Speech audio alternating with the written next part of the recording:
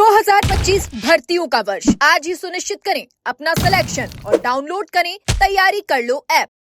हमारी जीत सत्य की जीत है, न्याय की जीत है। न्याय के लिए लड़ रहे हैं, संघर्ष कर रहे हैं, लाठियां खा रहे हैं, मुकदमे झेल रहे हैं। 4 साल हो गए, हो सकता है देर सवेर थोड़ा वक्त लग सकता है, लेकिन निश्चित रूप से न्यायपालिका का फैसला हमारे हक में आएगा। क्योंकि सरकारों ने तो तानाशाही धारण कर ली, कुंभकर्णी नींदों में सोई हुई है सरकारें, हठधर्मिता धारण कर ली और ये कहीं नहीं चाहते कि युवा बेरोजगारों के साथ न्याय हो, ये नहीं चाहते कि छात्र संघ चुनाव बहाल हो, ये नहीं चाहते कि कहीं ना कहीं प्रदेश का नौजवान मुख्य धारा में आए। इस तरह हर मुद्दे पर राजनीति हो रही है प्रदेश के अंदर। हम तो न्याय मांग रहे हैं, पूर्ववर्ती सरकार से भी मांगा, वर्तमान सरकार से भी मांग रहे हैं। 1.5 साल से अधिक का समय हो गया, साल का 1/4 हिस्सा तो हमने शहीद स्मारक पर गुजार दिया, लेकिन कोई सूद लेने वाला नहीं है साहब। 1-1 लाख नौजवानों की रैली इस राजधानी में हो गई, 125-150 लोगों की हमने जेल भरो आंदोलन करके गिरफ्तारियां दे दी और प्रदेश की सरकार को चेताया है कि युवा बेरोजगार हताश, निराश है, आहत है कि जिस तरह बड़ा प्रदेश में पूरे एक महा घोटाला हुआ, जो एक चेन पूरे राजस्थान में फैली, लेकिन उसके बावजूद भी सरकारें कोई ठोस कदम नहीं उठा पाई। सिर्फ और सिर्फ झूठे जुमले, थोती कार्रवाई करती रही, बड़े बड़े भाषण देती रही, लच्छेदार भाषण के साथ युवाओं को गुमराह करती रही कि मछलियाँ पकड़ी है, मगरमच्छ पकड़ेंगे, लेकिन कुछ हुआ नहीं।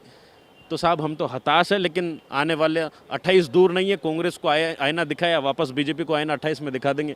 हम चाहते हैं कि हमारे साथ न्याय हो। भले सरकारें राजनीति करें, ये पार्टियां राजनीति करें, लेकिन युवाओं को राजनीतिक पार्टियों के बीच में नहीं पीसे, क्योंकि हम प्रदेश के नौजवान देश का और पूरे प्रदेश का भविष्य है। तो कहीं ना कहीं इन्हें मुख्य धारा में राजनीति में आने का मौका दिया जाए, छात्र संघ चुनाव बहाल किया जाए।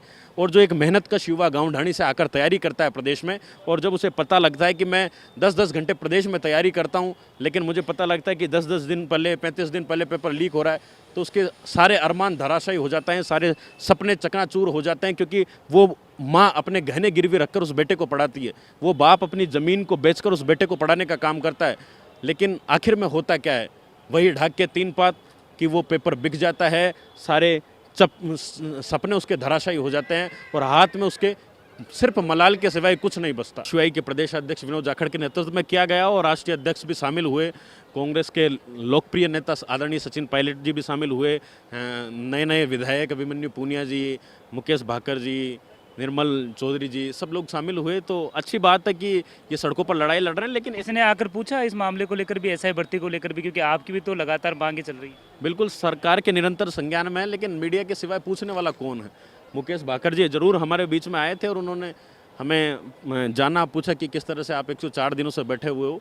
लेकिन मैं मानता हूँ कि विपक्ष को प्रदेश के लोगों ने आईना दिखा दिया, अब बारी भजनलाल सरकार की है। भाई विपक्ष के हाथ में आज कलम की ताकत नहीं है जो छात्र संघ चुनाव बहाल कर दे। ठीक है, गहलोत जी ने बंद किए, पूरा प्रदेश मानता है, आज गहलोत जी भी गुटरगू करते कहते हैं कि बहाल कर देना चाहिए। शर्म तो नहीं आती, लेकिन अब उनसे कहे भी क्या, एक राजनीति का उनकी उम्र का भी लिहाज करते हुए अब सरकारों को सोचना चाहिए कि कांग्रेस को आईना दिखा दिया, वर्तमान में भजनलाल सरकार है और जैसे तैसे इनको प्रदेश की राजनीति में जो छात्र शक्ति है उनको मुख्य धारा में आने का, मेन स्ट्रीम में आने का एक मौका दिया जाना चाहिए। और जो ये युवा दर दर की ठोकरें खा रहे हैं, यहाँ पर न्याय मांग रहे हैं, साहब एक भर्ती का घोटाला नहीं है, 19 में से 17 पेपर लीक हो गए, लेकिन कांग्रेस ने तो क्या किया, संविधान बचाओ रैलियां की, इसके सिवाय कुछ नहीं किया। आज हम एक भर्ती के लिए यहाँ पर बैठे हुए हैं, क्योंकि सारी भर्तियों की मांग एक साथ नहीं कर सकते। अब मैं आपको बता दूं, पीटीआई भर्ती एक बहुत बड़ा घोटाला है, इतना बड़ा घोटाला कि अगर इस भर्ती में न्याय हो जाता तो हो सकता है मैं उस पीटीआई भर्ती के घोटाले को लेकर बैठ जाता, लेकिन आने वाले समय में हो सकता है कि कोई नौजवान उसके लिए आगे आए, नहीं तो वो इसी तरह सारे कागज़ दफन हो जाएंगे और इसी तरह भ्रष्टाचार चरम पर रहेगा। तो हमारा मानना है कि ऐसा ही भर्ती में तो सारा खुलासा हो गया, 35 दिन पहले पेपर लीक हो गया, माननीय न्यायालय में चार्जशीट पेश हो गई, तो दूध का दूध पानी का पानी हो गया। एडीजे वीके सिंह जी ने बयान दे दिया कि मास लीकेज हुआ है। अब प्रदेश की भजनलाल सरकार को जो झूठा गिरिराज महाराज का नाम लेते हैं, शर्म आनी चाहिए और थोड़ा लिहाज करते हुए अपनी उम्र का, अपने पद का और अपने मैनिफेस्टो का, उन सब बातों को ध्यान में रखकर इस प्रदेश के नौजवानों को न्याय देना चाहिए और सबसे पहले आरपीएससी को भंग करना चाहिए और जो पूरे प्रदेश में छात्र आंदोलन है कि ऐसा ही भर्ती को निरस्त कर और पुनः एक दिन के अंदर पारदर्शिता के साथ किया जाना चाहिए।